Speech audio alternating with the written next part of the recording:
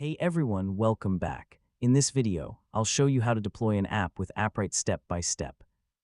Appwrite provides the backend services for your application, while your frontend can be deployed to the hosting platform of your choice. Once everything is connected, your app is ready for real users. So let's get started. First, make sure your application is fully tested in your local development environment. Verify that features like authentication, database operations, file uploads, and API requests work correctly with your Appwrite project before deploying. Next, sign in to your Appwrite dashboard and open your project.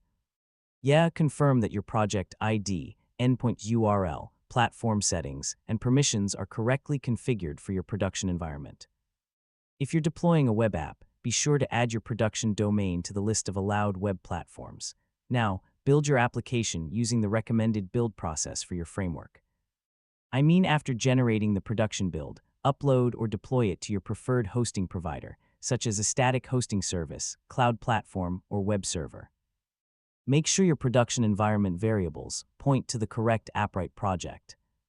After deployment, open your live application and test important features like user registration, sign-in, database access, storage uploads, and server-side functions. Confirm that your frontend communicates successfully with your Appwrite backend without any errors.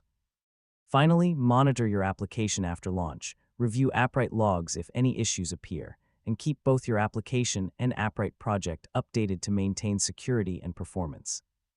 And that's it. You now know how to deploy an app with Appwrite and connect your live application to a reliable backend. If this tutorial helped you, don't forget to like the video, share it with your friends, and subscribe for more easy tech guides. Thanks for watching, and I'll catch you in the next